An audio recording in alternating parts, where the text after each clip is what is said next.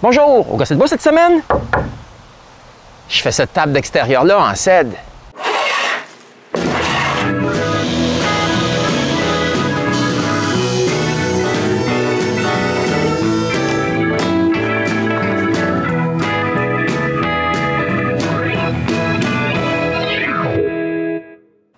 Ouais, on m'a demandé si je pouvais faire une grosse table d'extérieur en cèdre. J'ai simplement dit oui. Et voici ce que j'ai dessiné avec les spécifications qu'ils voulaient. Maintenant, je dois la fabriquer. La première chose que je fais, c'est d'enlever les coins arrondis de toutes les 4x4. Pour faire ça, je passe toutes les faces à travers la raboteuse. Et pendant tout ce projet, vous verrez Damien. Bon, il était en voyage puis il venait directement de France. Puis il m'a aidé durant toute la construction de la table. Quand les coins sont enlevés, je coupe tous les morceaux pour faire les deux extrémités de la base. Et pour avoir tous les morceaux à la même longueur, j'utilise une butée.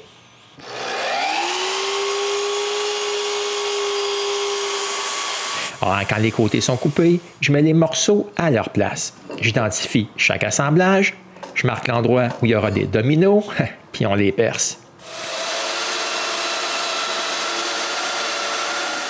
Je commence par faire une petite démonstration. Puis Damien finit les mortaises.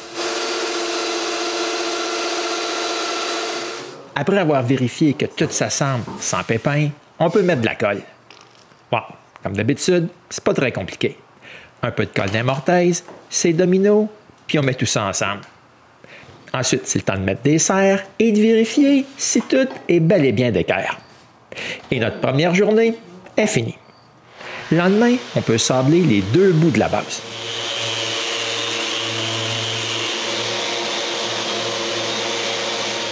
Ensuite, on coupe tous les longs morceaux de la base, je marque les emplacements des autres mortaises et on les perce. Quand c'est fait, on fait un autre petit assemblage à sec. Et voici le résultat. Bon, ça avance pas mal bien. Bon, mais il manque encore les deux morceaux en angle. Je commence par couper le premier 45 degrés. On le met en place, je marque sa bonne longueur, puis je le coupe.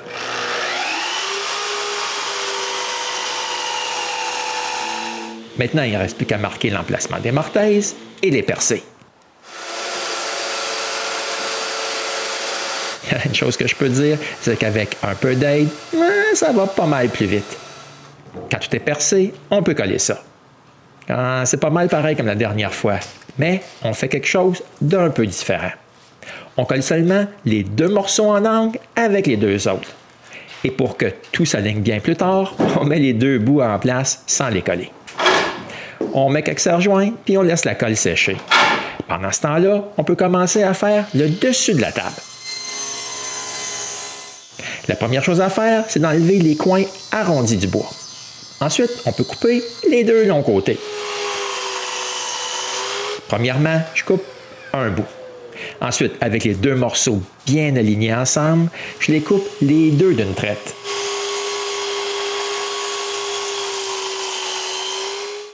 Ensuite, il faut aussi couper les 4 traverses.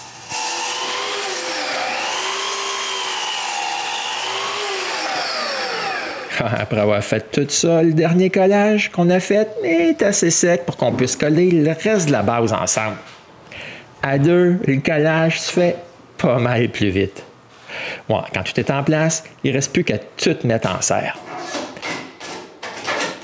On met ça de côté, puis on peut retourner travailler sur le dessus de la table. La première chose à faire est encore de marquer l'endroit où il faut mettre des mortaises et les percer.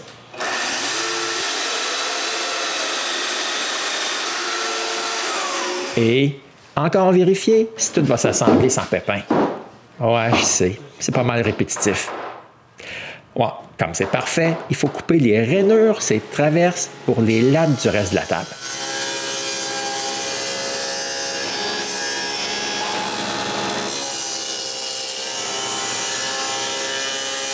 Quand toutes les rainures sont faites, on attaque les lattes. Chaque latte reçoit une feuillure à chaque bout.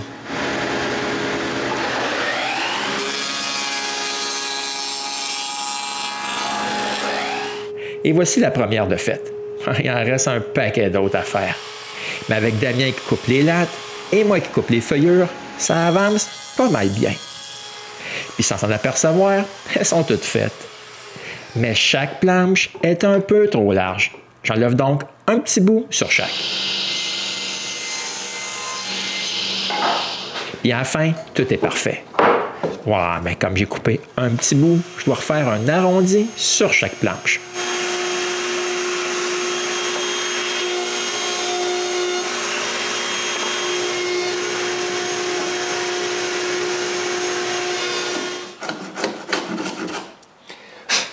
Ensuite, avec un peu de fignolage, chaque planche peut aller à sa place. Je fais ça pour chacune d'entre elles. Ensuite, on est prête pour coller le dessus de la table. Je commence à bien aimer avoir de l'aide. C'est bien plus facile à aligner tous ces dominos-là en place. Après, il reste juste à mettre le tout en serre. Pendant que la colle sèche, on peut sabler la base. Vu que la colle sans base est sèche.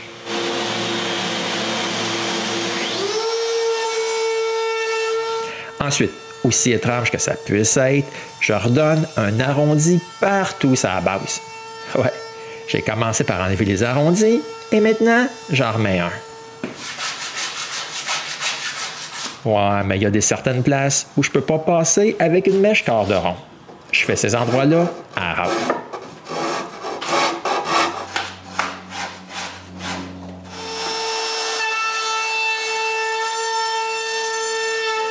Ouais, il faut aussi arrondir les quatre coins.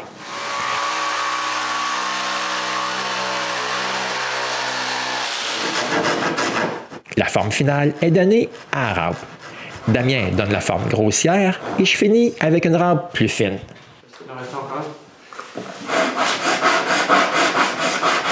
Ensuite, il faut finir le dessous du dessus. On commence par tout sabler. Ensuite, je fais un arrondi.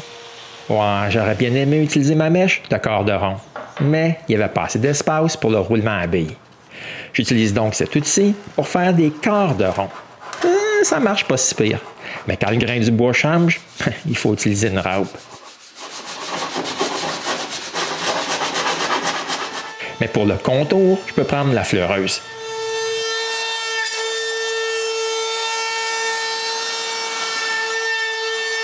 Ah, j'ai presque fini. Mais les planches du centre ne sont pas assez rigides.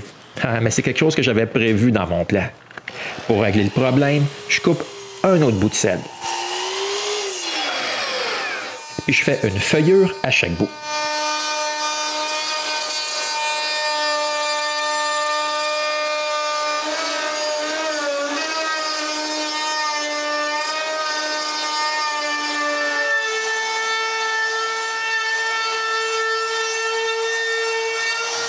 Maintenant, je peux la mettre en place.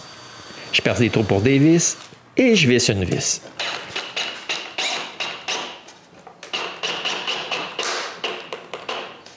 Je fais ça 3 autres fois.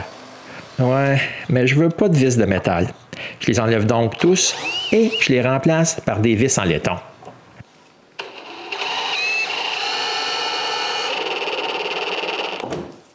Je ne voulais pas prendre de chance puis de visser de si longues vis de laiton sans filetage.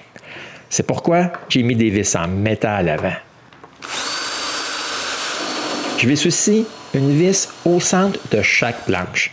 Comme ça, je suis sûr qu'elles ne bougeront pas.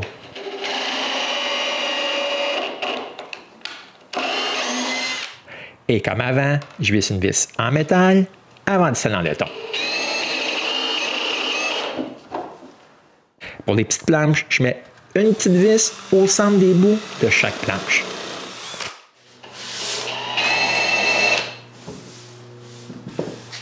Bon, maintenant je vais finir la base. On place la base au centre de la table, puis je marque l'endroit où est le dernier morceau que je viens de visser. Après, je coupe sur mes lignes.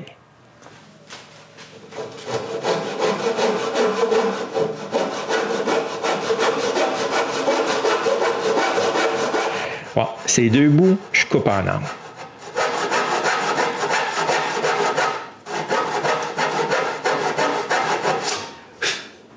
Ensuite, le reste du bois est enlevé avec la toupie.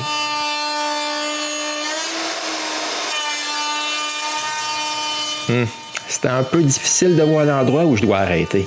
J'ajoute donc une butée, puis ça devient bien plus facile.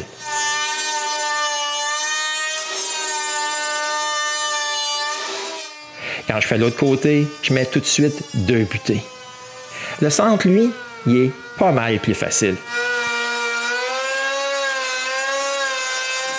On arrive bientôt à la fin.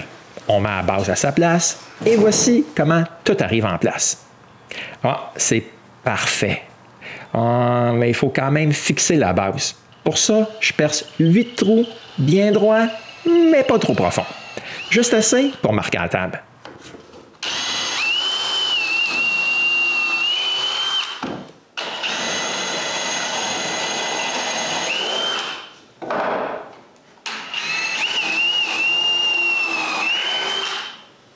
Comme je disais, c'est juste pour faire une petite marque.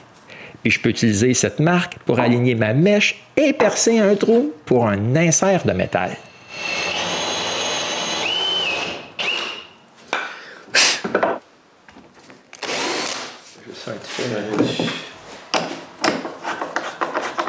Je fais ça 8 fois et c'est fini.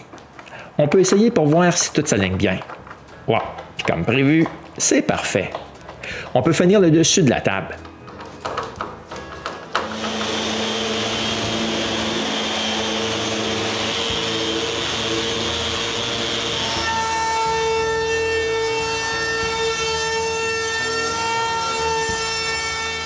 Et avec ce dernier petit semblage, la table est terminée. Non, je ne mets pas de fini dessus. Son propriétaire va s'en occuper. Ah, je sais, la base est super heavy duty. Ah, mais ça lui donne un look spécial. Puis, c'est pas demain la veille que ça va bouger ça, je vous le garantis. Pour ma part, j'aime bien comment le dessus est ressorti. Ah, mais c'est peut-être juste moi. Bon, c'était comment Damien et moi avons fait cette table de patio. Ah, j'espère que vous avez aimé, puis on se revoit bientôt au Gosseux de bois.